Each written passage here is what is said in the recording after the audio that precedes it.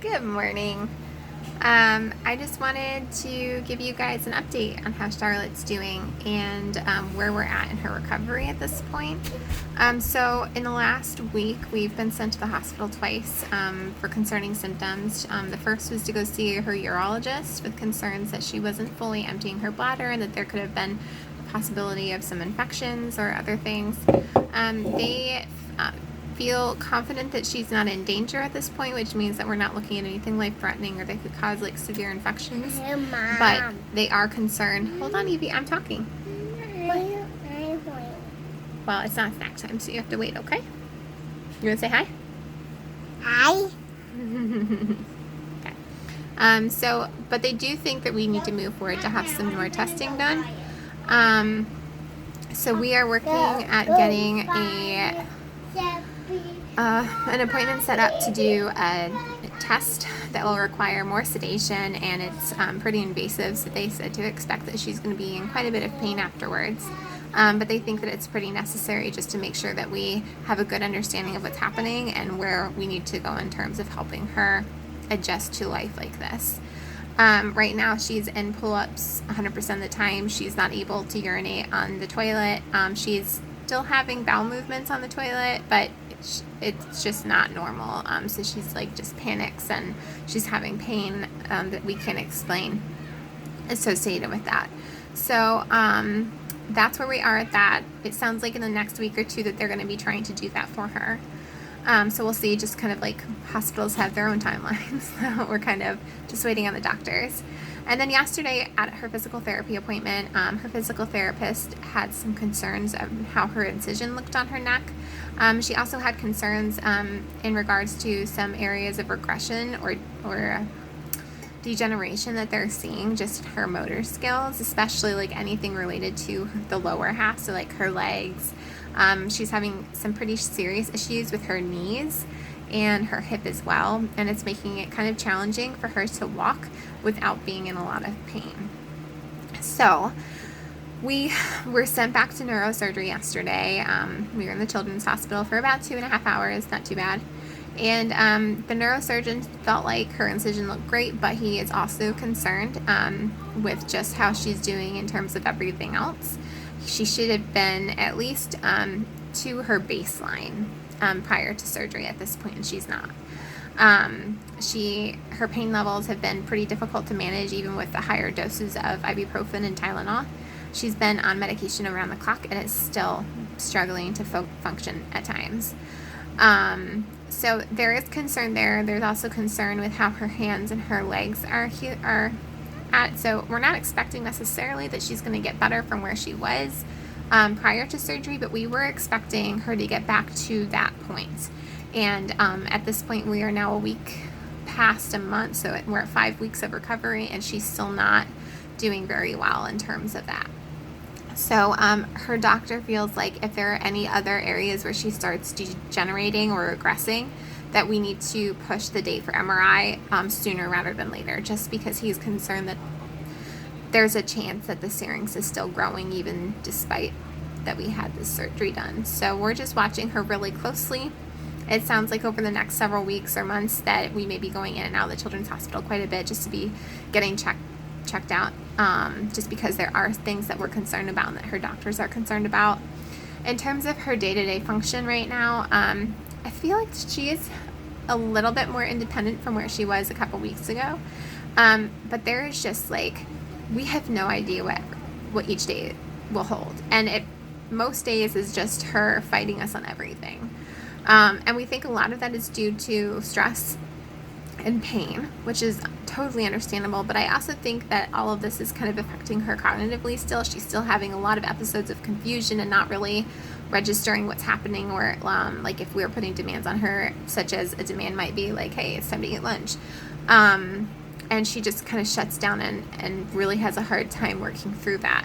So there's been just a lot of tension at home because of that, and just not knowing really how to help her. All of the things and strategies that we've been able to use in the past have been really ineffective.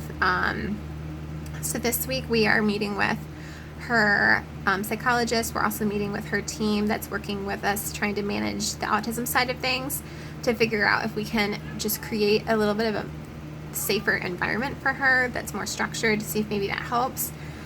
We're definitely feeling run down. I thought that things would at least start getting back to normal prior to surgery, and with them not really kind of heading in that direction at this point, it just feels like every day we're trying to figure out, oh, this is new, like, what are we supposed to do with this? And just a lot of unknowns, and feeling very inadequate as parents, being equipped to know how to help her and what to do for her. There's just a lot of things that we don't understand, and she's not really communicating very well. And it's really confusing because she's very, very verbal. So we have this autistic little girl that doesn't really understand things very well, but can sit there and have a very articulate conversation that you would have with an adult, and then 2 minutes later she's not able to register what we're saying to her. She's getting really confused about what's happening. So it's just very confusing. There's a lot of us trying to figure out, okay, like, how are we supposed to hold her accountable, or like lead her back to Jesus and just explain like what's going on and happening, just because there's this huge area of like gray matter where we just don't really know what's going on in her head. And there are moments when she seems fine, and then other moments where like, I don't even know who you are anymore, and we don't know how to help you. Like we just don't know what to do right now. So that's been really hard and really challenging. Feeling very squeezed with everything, and just with everything else that's going on, there's just a lot that we're trying to manage, and we're having to really like look at, okay, like maybe we have to cut down on things that we're doing in our life because Charlotte's needs are requiring that at this point. So trying to navigate that and figure out like, what is God leading for our family, and like how can we best support Charlotte at this time, especially with all of these unknowns in the next few months. So please be praying for that God would just give us wisdom and direction in terms of like what we should be doing with school and these other things that we're working on as a family. We have had to take a step back from like participating in like church and stuff like that with Charlotte, because she's just really can't handle being out and about right now. She just she comes home and she just shuts down, and it takes a really, really long time for her to get back to her baseline of just being kind of okay. So we're trying to figure out how to kind of like do this new life with her, where we're not putting her in situations where she's going to be overstimulated, because that makes everything else 100 times harder for her. So we're having to lower our expectations and make sure that we're protecting her and not unintentionally putting her in these situations that are just making things harder for all of us. So like church family, if we're not around a lot of it is because of just what Charlotte can handle, and whether there's both of us home or only one of us is able to be around, therefore kind of keeping us at home. So just be patient with us on that, and be prayerful for us, that we would just, God would be feeding us spiritually, even though we're walking through the season where we kind of have to step back for a little bit just for Charlotte's needs. We will, if both of us are home, we're obviously going to do everything that we can to make sure that one of us are at least, able to participate and to be involved in the body. But a lot of times with Alex's schedule, it just, there's just not a lot of wiggle room there for us. So as much as we want to be a part of that right now, Charlotte's needs are definitely taking precedence. So yeah, we're just trying to figure life out right now and figure out what to do, and how to best support her at this point, because we just don't know, and we're just trying to figure things out as we go, which is very challenging.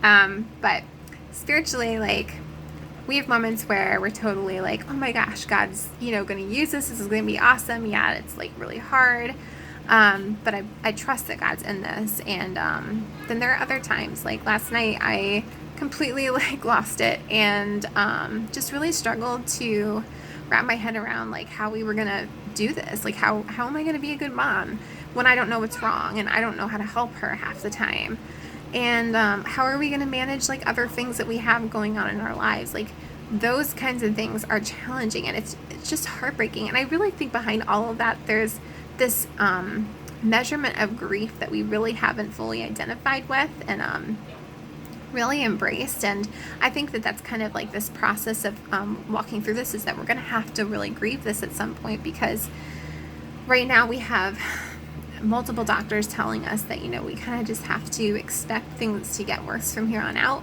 or at least not to get better. So to figure out just how to meet her needs where they're at, because our dreams for her, our idea and expectations for her future have totally changed. And I think that there's a part of us that's grieving both the loss of her future, the one that we envisioned for her, and grieving that she has to be in pain and suffer like this. That's really hard. It's really hard to not know when you go to an appointment if you're going to end up being sent to the hospital, or just if she's going to start asking more questions about like why did God make her sick, and why did he put a cyst in her spinal cord, and doesn't he love her? And just there is definitely a hardness about walking through that, a sadness about having to face the reality of what's happening and the fact that everything's not okay. And it's okay that it's not okay. I think coming to terms with, we don't have to have it all together to really for Jesus to really use this situation to speak of his grace and his sovereignty in our lives. And just being really honest and transparent with where we're at, that's been really hard for me. I think it's been really hard for me to admit that I'm not okay at times. Sometimes I'm fine, but then there are other times where it's so heavy on my heart, and so heavy, just the environment in our home can be so heavy at times, just because there is so much stress with all of Charlotte's needs and the ways that she's just really struggling to cope with things. So that's kind of where we're at spiritually right now. We are very prayerfully walking through this right now, and Alex and I have had some great conversations through all of this, and I really just feel like God is definitely using this in our lives to just kind of teach us more about who he is and his heart for us, which has been beautiful and just really special to see. But it's definitely hard, and we're definitely don't have it all together, and we definitely don't have all the answers. And we're definitely just longing for, God's presence here, and to just feel his peace to come over us and to just sit with us, and that he would just be a comfort to us in the midst of all of this, because it's chaotic and there's just so many unknowns and so many things that are threatening the idea that we had for our family and our future. So that's where we are. That's what's going on. Obviously, we're going to let you guys know if the MRI date gets pushed up, or if we have to do anything in terms of, if there are new concerning symptoms that the doctors are seeing. But just for now, pray for wisdom. What? I need people. Okay. Just pray for wisdom for the doctors and for Alex and I, that, God would just equip us to be good parents for her, and that we would be able to love her in the way that we respond to her, and just, meet her in the midst of all of this. We are definitely thinking of all of you. It's been really hard to be kind of just so disconnected from everyone because of everything that we've had going on. But we are definitely thinking of you, and just so grateful that we can share this, even if it's just through a video and just through messages, to share what God's doing and where we're at. So all that to say, thanks. And I hope you guys have a great rest of your day, and we'll talk to you soon. Bye.